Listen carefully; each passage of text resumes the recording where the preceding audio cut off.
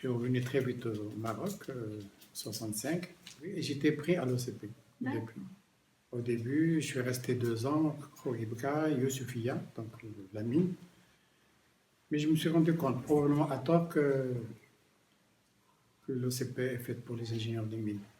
Donc j'ai cherché à quitter et j'ai entendu j'étais informé que la BN2 était en train de monter un département technique. La BN2, c'est la Banque nationale de développement économique, qui était chargée à ce moment-là de donner des crédits à moyen terme et à long terme pour les entreprises industrielles. Je pense que j'étais pratiquement le premier ingénieur marocain à travailler dans une banque.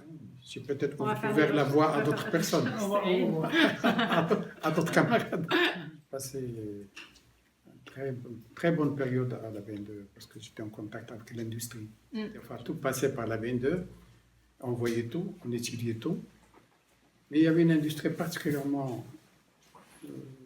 performante à ce moment-là, c'était l'industrie textile. On recevait des dossiers, pratiquement 2 dossiers par semaine. Et dans les dossiers qu'on a reçus, il y avait un dossier très important qu'on a reçu à ce moment-là à la BN2, c'est celui du complexe textile de Fès, COTEF. Je l'ai étudié personnellement en relation avec le Crédit National. Le Crédit National, à ce moment-là, c'était l'équivalent de la BN2 en France. Et le président de la société a jugé que ce dossier était très bien étudié, que les remarques qu'on a faites étaient pertinentes. Il m'a convoqué, il m'a nommé directeur général. Vous aviez quel âge? À Centrale plus 5, hein? Centrale plus 5, je devais avoir 28 ans. Il y avait 1300 personnes quand même. J'ai beaucoup travaillé dans cette affaire-là pendant 11 ans. Après 11 ans, ça tournait bien à ce moment-là. Et il y avait une deuxième affaire textile qui appartenait également à l'État, qui s'appelle ICOS, Industrie cotonnière d'Ouazzane. Et ce qu'elle a très mal démarré, il y avait énormément de problèmes financiers, commerciaux, qualité de production. Donc j'ai pris cette société, la direction générale de cette société, et ça a très bien marché. Très bien marché, à tel point qu'au bout de 5-6 ans, cette société est devenue le leader de l'industrie textile au Maroc. C'est certainement la plus belle affaire, la plus belle période de ma vie.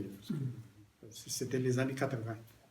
ICOS, c'est là où vous avez passé 16 ans. Et après, vous avez créé une autre société personnelle de confection en 98-99, dirigée d'abord par ma femme, au début, et puis après par mon fils. Et elle marche jusqu'à présent, malgré la conjoncture très difficile. Il y a toujours 100 personnes. Elle marche très bien. Évidemment, on exporte toute la capacité. C'est une carrière classique pour un centralien. Je ne sais pas si on vous l'a dit. Le centralien qui devient DG au bout de 5 ans d'expérience. Il faut revenir en arrière. Ça n'a rien à voir avec actuellement. J'avoue qu'aujourd'hui, c'est plus dur. Il ne faut pas oublier également qu'en 1958, c'est à peine 3-4 années après l'indépendance du Maroc. Le fait de sortir du Maroc, de Fès, vous savez, à ce moment-là, il n'y avait pas le téléphone, il n'y avait pas le téléx, il n'y avait pas la télévision, il n'y avait pas Internet. Et on quitte une ville, on se retrouve à Strasbourg. Je me rappelle que Strasbourg, en 58 ou 59, il venait également de sortir de l'occupation allemande. On ne peut pas dire à nos parents qu'on est en train de souffrir ou qu'on est en train de préparer, parce qu'ils ne comprenaient pas de toute façon. Moi, je sors d'une famille un peu relativement modeste. En tout cas, illettrée. Donc mon père et ma mère ne savaient pas trop, même si sa mère savait lire et écrire, ne savaient pas trop qu'est-ce que j'étais en train de faire là. C'est-à-dire ingénieur. Pour eux, c'est un peu... Ils auraient pu comprendre si je faisais médecine. Le souvenir, c'est que j'étais tout seul, marocain. C'était en première année, mais j'étais tout seul, marocain, à l'école, parce qu'il n'y avait pas de Marocain ni en deuxième année, ni en troisième année. Donc j'étais le seul Marocain à l'école. Là où j'avais un problème, c'est quand je voulais rentrer à la BN2. Le président était très gentil à l'époque. Il voulait bien recruter un ingénieur. Mais pour lui, un ingénieur, c'est l'ingénieur des mines, les ponts et chaussées et les travaux publics. Et le reste n'existe pas. Quand vous lui dites centrale, il me pose la question, c'est quoi ça? Quand je lui dis les arts et manufactures, les choses deviennent encore plus compliquées. Là.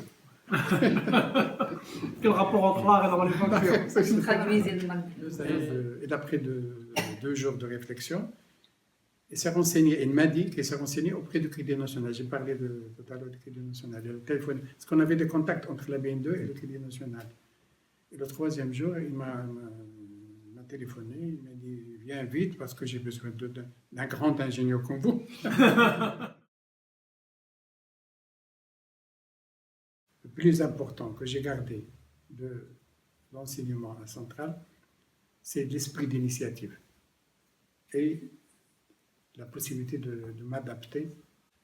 On parle souvent de polyvalence, on parle souvent d'enseignement varié, etc. Les finances, à ce moment-là du moins, ce n'était pas le point fort de l'école centrale. Le textile, encore moins. Le textile, j'étais nouveau dans le métier. Je n'ai pas étudié le textile. On me met du jour au lendemain directeur général d'une très grosse société qui fait de la filature, le tissage, l'impression, la peinture.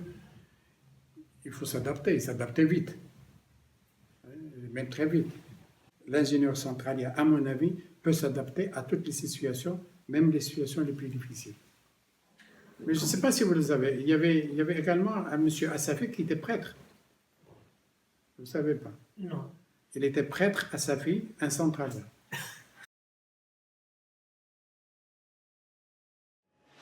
De notre temps, il y avait un monsieur qui s'appelle Fougerolles, qui était directeur de l'école, qui était un monsieur très très intéressant, très important.